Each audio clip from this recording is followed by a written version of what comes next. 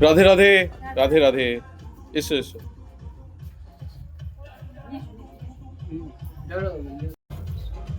পরিবেশ আজকে অশান্ত, একটু চারিদিকে গান বাজনা হচ্ছে। এসো।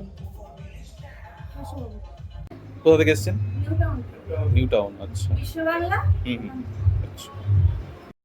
গোপাল সোনা বার করো আগে দেখি। আচ্ছা, সারাদিনের অনেক কষ্ট হয়েছে। হুম। তোমরা কি আমাকে অনেকদিন আগে একবার ফোন করেছিলে যে আজকে আসার কথা ছিল না?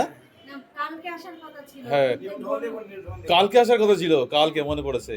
কিন্তু এই হ্যাঁ বনগা লোকালে প্রচুর ভিড় হয় হ্যাঁ। তো, ওই জন্য আসা হয়নি। এবার গতকাল যদি একবার ফোন করতে আমায়, তাহলে আমি একটা ব্যবস্থা করতাম, এতটা ঘুরতে হতো না। হ্যাঁ,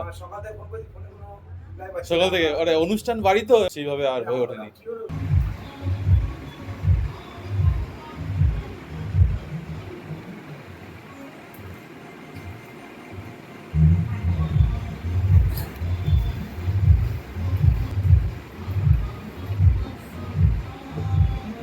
অঙ্গটা কেমন হবে?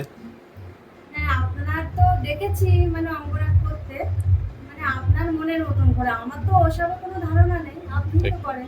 একদম। মানে আপনার মনের মতন করে মানে করে দিন। ঠিক আছে, দেখা যাক, সবই ওনার হাতে, উনি যেমন করে সেজে উঠবেন আমাকে দিয়ে, সেইভাবেই হবে। ঠিক আছে। বনুকে নিয়ে যাবে বাড়িতে? তোমাদের বাড়িতে নিয়ে যাবে বনুকে? 2019 সাল থেকে আছে তোমাদের কাছে, অনেক বছর। মানে গোপাল আনবো এরকম কোনো সিদ্ধান্ত ছিল না, হুম। কিন্তু একটা পিসি মানে হঠাৎ করে না একটা পিসির সঙ্গে যোগাযোগ হলো। হ্যাঁ। তারপরে মানে আমাদের বাবু হতে অনেক লেট হচ্ছিল আর কি। হ্যাঁ হ্যাঁ। কিন্তু উনি আসার পরেই মানে বাবু এসছে। বাহ, ওনার জয় হোক।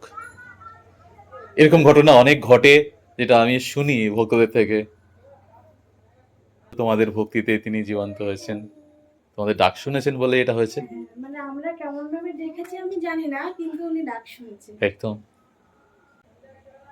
উনি তো আছেনই। কিছু তার বললে উনি ছাড় দেয় আমাদের কথা। ঠিক।